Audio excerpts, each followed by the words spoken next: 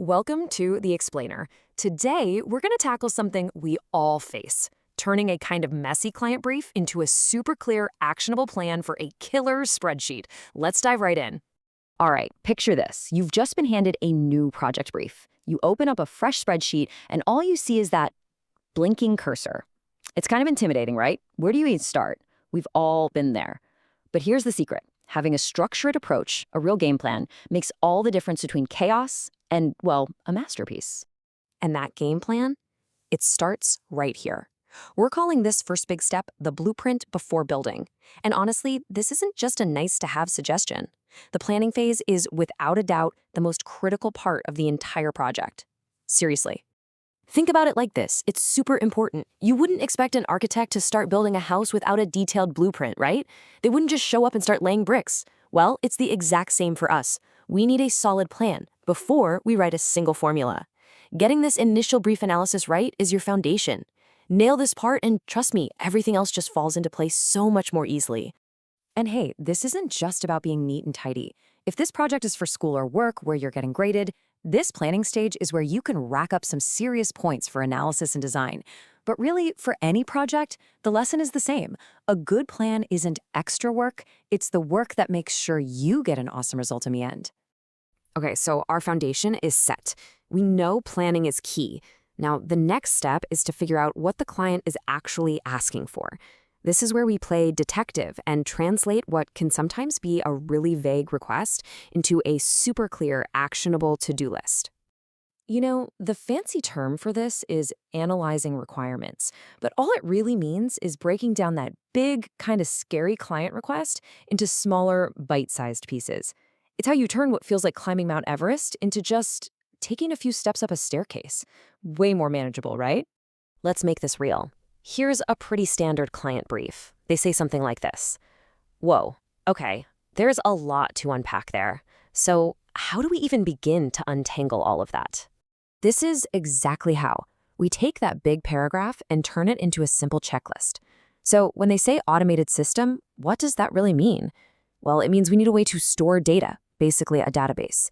Easy to use? That translates to a requirement for simple navigation. And professional and branded? That's a need for consistent corporate branding. See? We've just broken the problem down into a clear set of goals. All right, so now we know what the client wants. The next big question is how are we going to build it? This next step is absolutely crucial. We're about to turn those real-world needs into specific technical spreadsheet actions. So, this part is called identifying success criteria. Think of it like building a bridge. On one side, you have the client's goals. On the other, you have the actual functions and formulas in your spreadsheet. This is where we connect the two. We decide exactly which tools in our spreadsheet toolbox we're going to use to check off every single requirement on our list. Let's see what this looks like in practice. That requirement to store data, our success criterion becomes create specific 2D sheets, simple tables for customers, equipment, and orders. The need for easy navigation, that becomes a plan to create a main menu with navigation buttons.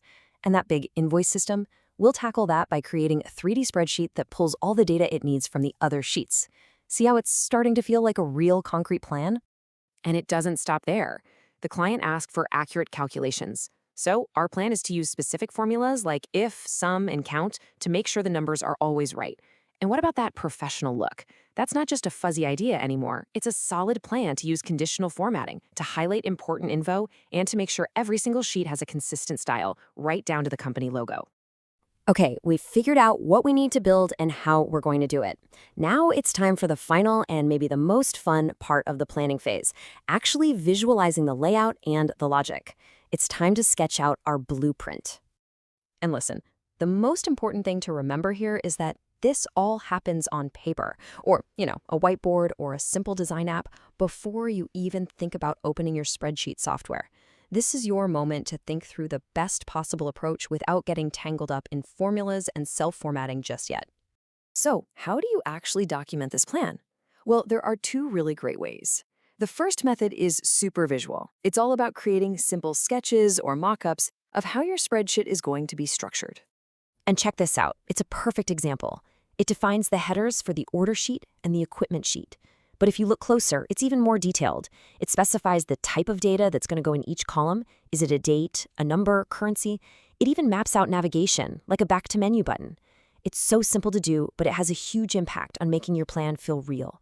Now, the second method is a bit less visual and a lot more about logic. This one is perfect for planning out the real brains of the operation, all your calculations and formulas. And notice what's happening here. You're not actually writing out the full, complicated formulas. Not yet.